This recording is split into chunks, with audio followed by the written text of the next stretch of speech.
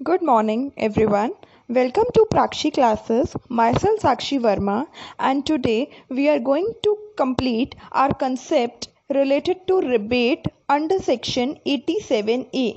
आज ये जो रिबेट का लेसन होगा, वीडियो होगी, ये हमारा रिबेट के कंसेप्ट को पूरा क्लियर कर देगी और ये this will be the last video of the rebate concept, क्योंकि मैंने आपके लिए लेसन नंबर 4 तक रिबेट की वीडियोस डाल दी थी। आज इस लेसन नंबर 5 में रिबेट के कंसेप्ट को पूरा दोबारा से अच्छे से एक्सप्लेन करके आज हम इस कंसेप्ट को पूरा कंप्लीट ख़त्म कर देंगे। ठीक है, अगर आपको फिर भी कोई डाउट रहता है कि आपको ये टॉपिक नहीं समझ आया, ये रिबेट में ये पॉइंट आपको नहीं समझ आया, आप लोग मुझे कमेंट सेक्शन में लिखिएगा। कमेंट सेक्शन में लिखने के बाद जब जैसे ही मेरे पास मैसेज पहुंचेगा तो मैं 1 या 2 दिन में दोबारा से आपको रिबेट का एक वीडियो प्रिपेयर करके जिसमें आपका जो डाउट है वो पूरी तरह सॉल्व करके मैं आप तक पहुंचा दूंगी। ठीक है, बट उसके लिए आपको मुझे बताना पड़ेगा बेटा कि आपको कहाँ पे डाउट है, कौन सा पॉइंट आपको समझ नहीं आया या जो भी बात है। ठीक है, so this will be our lesson number 5। ये प्लीज़ लेसन नंबर 5 ज़रूर देखिएगा, क्योंकि इस लेसन नंबर 5 में मैंने हाउस प्रॉपर्टी की इनकम कैसे कैलकुलेट करनी है वो सिखाया है, और फिर उस इनकम से जीटीआई और जीटीआई से कैसे रिबेट मिलेगा वो सब सिखाया है। ठीक है, तो ये मोस्ट इंपॉर्टेंट वीडियो है ऑफ द रिबेट कंसेप्ट की, सो प्लीज़ इसे ज़रूर देखिएगा। ठीक है, and this course is beneficial for the BCom program, BCom honors students and the students who are preparing for the UGC NET JRF in commerce subjects। ठीक है, सो चलिए start करते हैं अपनी इस वीडियो के साथ। देखो, पहले हम क्वेश्चन पढ़ेंगे। हमारा क्वेश्चन क्या कहता है? Question, from the following information compute the total income that is taxable income and the amount of tax payable. आपको पहले टैक्सेबल इनकम निकालनी है कि जिस पे टैक्स लगेगा, और फिर आपको टैक्स का अमाउंट निकालना है जो मिस्टर कुकरेजा को जो पे करना पड़ेगा। किस असेसमेंट ईयर के लिए? 1920 असेसमेंट ईयर के लिए। ठीक है, पहला पॉइंट क्या है? Income from business computed. आपको जो बिजनेस की इनकम है वो कंप्यूट करके दी हुई है 3,05,000। फिर आपके पास है income from other source. Other source मतलब जो आपकी अलग सोर्स से इनकम है वो 44,000 है। थर्ड, आपको डिविडेंड रिसीव्ड हुआ है इंडियन कंपनी से। कितना डिविडेंड मिला है? 15,000 का। Fourth, he owns a house. He मतलब Mr Kukreja. Mr Kukreja owns a house which is let out for a monthly rent. बेटा, मिस्टर कुकरेजा के पास एक खुद का घर है उनका, और उन्होंने उस घर को लेट आउट किया हुआ है, दैट इज रेंट पे दे रखा है, और उन्हें मंथली रेंट कितना मिलता है? 10,000 रुपए का। म्यूनिसिपल वैल्यू, जो म्यूनिसिपल अथॉरिटी के अकॉर्डिंग जहाँ उनका घर है तो उन्होंने जो उसकी वैल्यू लगाई है हाउस की वो कितनी है? 96,000। और municipal tax paid by the owner. Owner कौन? जो मिस्टर कुकरेजा, उन्हीं का घर है तो मिस्टर कुकरेजा ही ओनर हुए। उन्होंने म्यूनिसिपल टैक्स कितना पे किया है? 12,000 पर एनम।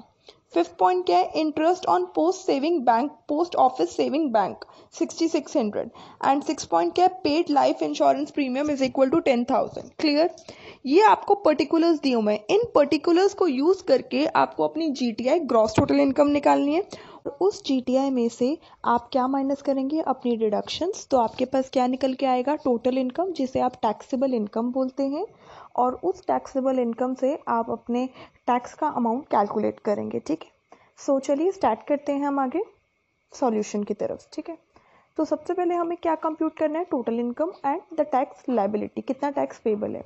कौन से असेसमेंट ईयर के लिए? 2019 टू 2020 असेसमेंट ईयर। पर्टिकुलर्स लिखेंगे और यहाँ सीधा आप अमाउंट लिखेंगे। क्लियर? ओके, पहला आप क्या निकालेंगे? Income from house property. बेटा, ये जो वैल्यू है ये कैलकुलेट करके आती है वैल्यू। ठीक है, तो इनकम फ्रॉम हाउस प्रॉपर्टी के लिए आपको अपने पर्टिकुलर की इक्वेशंस पे जाना है। अगर आप देखें, जो मिस्टर कुकरेजा है उसने हाउस ऑन किया हुआ है, और वो हाउस उसने लेट आउट किया हुआ है मंथली रेंट पे। कितने रुपए का रेंट है? 10,000 रुपये पर मंथ। ठीक है, तो हमें एनुअल बेसिस पे लेना है। म्यूनसिपल वैल्यू कितनी है बेटा? 96,000। और म्यूनसिपल टैक्स जो ओनर पे करता है वो कितना है? 12,000 पर एनम। तो आप अपने क्वेश्चन के प्रैक्टिस पे आए जहाँ पे आप अपना कंप्यूट करेंगे इनकम फ्रॉम हाउस प्रॉपर्टी। बेटा, हाउस प्रॉपर्टी की इनकम को कंप्यूट करने के लिए सबसे पहले आपको क्या चाहिए हुआ? जीएवी, जिसे आप बोलते हैं gross annual value. Gross annual value कैसे निकलती है? ग्रॉस एनुअल वैल्यू निकलती है जब आप अपने एक्चुअल रेंट और एक्सपेक्टेड रेंट को कंपेयर करते हैं।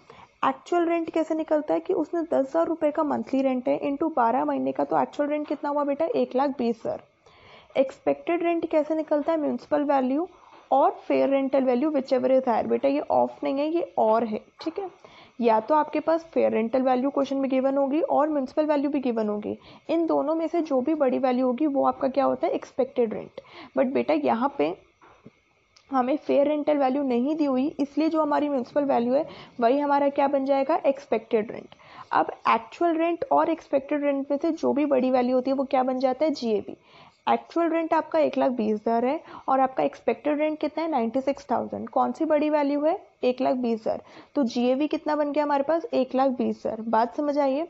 म्यूनसिपल वैल्यू और फेयर रेंटल वैल्यू को कंपेयर करके जो भी वैल्यू आती है वो आप कहाँ लिखेंगे, ठीक है, आप पहले यहाँ लिख देंगे म्यूनसिपल वैल्यू और फेयर रेंटल वैल्यू को कंपेयर करके वैल्यू यहाँ आ जाती है। इस वैल्यू को आप अपने स्टैंडर्ड रेंट एक्ट के अंडर कितना स्टैंडर्ड रेंट बनता है इस घर का, उससे कंपेयर करते हैं। जो भी मिनिमम वैल्यू होती है वो आप क्या लेते हैं, आप उसको जीएवी लेते हैं। इस क्वेश्चन में हमारे पास म्यूनसिपल वैल्यू और फेयर रेंटल वैल्यू में से सिर्फ म्यूनसिपल वैल्यू गिवन था, इसलिए हमने म्यूनसिपल वैल्यू को ये वैल्यू लिया। बट इस क्वेश्चन में हमें स्टैंडर्ड रेंट नहीं गिवन था, इसलिए यही वैल्यू क्या बन गई हमारी, एक्सपेक्टेड रेंट। इस एक्सपेक्टेड रेंट को आप किससे कंपेयर करते हैं, एक्चुअल रेंट से। एक्सपेक्टेड रेंट को जब आप एक्चुअल रेंट से कंपेयर करते हैं, जो भी बड़ी वैल्यू आती है वो आप क्या ले लेते हैं, जीएवी। यहाँ तक क्लियर, ओके। जीएवी लेने के बाद आप क्या माइनस करते हैं, म्यूनसिपल टैक्स। म्यूनसिपल टैक्स तभी माइनस होता है जब ओनर ने पे किया हो और म्यूनसिपल टैक्स उसी पर्टिकुलर ईयर का पे किया हो। तो कितना पे किया गया म्यूनसिपल टैक्स, 12,000। तो 1,20,000 में से 12,000 क्या, तुम्हारे पास एनएवी, नेट एनुअल वैल्यू, ये कितनी आ गई बेटा, 1,08,000। इसमें से क्या माइनस होता है, स्टैंडर्ड डिडक्शन। स्टैंडर्ड डिडक्शन कितनी होती है बेटा, 30% ऑफ एनएवी। जितना एनएवी आया उसका 30% माइनस हो जाता है। तो कितना है, 30% ऑफ 1,08,000, ये कितना बन रहा है, 32,400। तो 1,08,000 में से जब 32,400 माइनस हुआ तो हमारे पास जो इनकम आती है, जो इनकम फ्रॉम हाउस प्रॉपर्टी जो टैक्सेबल होती है वो कितनी आ रही है, 75,600। ये जो इनकम आई एक हेड हाउस प्रॉपर्टी से, ये आपकी उधर जाके ऐड हो जाएगी जीटीआई निकालने के लिए। इसलिए हमने जो यहाँ पे इनकम फ्रॉम हाउस प्रॉपर्टी लिखा है 75,600, ये हमने कंप्यूट की है, तो ये एक हेड की इनकम है। बात क्लियर। उसके बाद इनकम फ्रॉम बिजनेस हमें कितना दिया हुआ है, 3,05,000, ये आपको क्वेश्चन में गिवन है। उसके बाद आपके पास क्या दिया हुआ है, इनकम फ्रॉम अदर सोर्स, ये आपके पास ऑलरेडी 44,000 गिवन है। ठीक है, बात समझ आ रही है। अच्छा, और क्या है income from other source, dividend from Indian company. बेटा जो भी हम डिविडेंड रिसीव करते हैं इंडियन कंपनी के शेयर्स में, अगर आपने पैसा लगाया और उससे आपको डिविडेंड रिसीव हो रहा है, तो हमेशा याद रखना dividend from Indian company is always exempted. जो इनकम एग्जेम्प्ट होती है टैक्स पे, दैट मीन्स जिस इनकम पे टैक्स लगना ही नहीं है, उस इनकम को आप अपनी जीटीआई की इनकम में ऐड कर ही नहीं सकते, उसको आप इनकम मान ही नहीं रहे हो, तभी आप टैक्स ही नहीं दे रहे हो।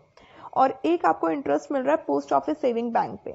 यहाँ पे बात याद रखना, जो आप post office saving bank account में जब आप अपने पोस्ट ऑफिस में जब आप अपने सेविंग अकाउंट को ओपन कराते हैं, तो उस पर जो आप इंटरेस्ट कमाते हैं उस पर जो मैक्सिमम एग्जेम्पशन लिमिट है वो 3,500 है और एक मैक्सिमम एग्जेम्पशन लिमिट है 7,000। अगर आपने जो सेविंग अकाउंट ओपन कराया है, बैंक की बात नहीं कर रही, पोस्ट ऑफिस की बात कर रही हूँ, जो आपने सेविंग अकाउंट ओपन कराया है पोस्ट ऑफिस में, तो जितना भी आपने इंटरेस्ट अर्न किया उसमें से जो एग्जेम्पशन लिमिट है 3,500 वो माइनस हो जाती है। बाकी बचे अमाउंट पे टैक्स लगता है और उसको इनकम में ऐड किया जाता है। ये तब है जब आपका अकाउंट क्या है, इंडिविजुअल। बट अगर आपने ज्वाइंट अकाउंट ओपन कराया, किसी 2 या 3 लोगों से मिलकर एक अकाउंट ओपन हुआ है, तब के केस में जो भी इंटरेस्ट आप कमाते हैं अपने सेविंग अकाउंट के डिपॉजिट्स में, उसमें जो मैक्सिमम एग्जेम्पशन लिमिट है वो बेटा कितना है, 7,000। यहाँ पे जो मिस्टर कुकरेजा है उसने अपना post office saving bank account open करा रखा है और उसने जो इंटरेस्ट इनकम अर्न करी है वो 6,600 है। दैट मीन्स ये इंडिविजुअल अकाउंट है और इंडिविजुअल अकाउंट के हिसाब से मैंने आपको क्या बताया कि कितना अमाउंट वो होगा, 3,500 क्या हो जाएगा, एग्जेम्पशन मिल जाएगी। तो 6,600 में से 3,500 किया तो इट इज 3,100 और 3,100 में 44,000 ऐड किया तो कितनी इनकम बनी, टोटल 47,100। तो income from one head house property 75,600, income from second head that is business it is 3,05,000 and income from third head that is other source it is 47,100। अब इन तीनों income को ऐड करना है और ऐड करके जो मेरे पास टोटल इनकम आती है उसको हम बोलते हैं क्या, जीटीआई, ग्रॉस टोटल इनकम। ये बेटा कितनी आ रही है, 4,27,700। बात समझ आ रही है, कितनी आ रही है जीटीआई, ग्रॉस टोटल इनकम आ रही है 4,27,700। ठीक है। अब हमें क्या करना है, अपनी जीटीआई में से हम क्या माइनस करते हैं, डिडक्शंस को माइनस करते हैं। तो हम अब लेस करेंगे डिडक्शंस। आप अपने क्वेश्चन पे अगर देखें तो क्वेश्चन में आप ये देखें तो आपने क्या किया हुआ है, मिस्टर कुकरेजा ने लाइफ इंश्योरेंस प्रीमियम पे किया हुआ है ना, पेड लाइफ इंश्योरेंस प्रीमियम 10,000। तो लाइफ इंश्योरेंस प्रीमियम जो आपने पे की है उसकी डिडक्शन आपको मिलती है 80C डिडक्शन, 80C के अंडर।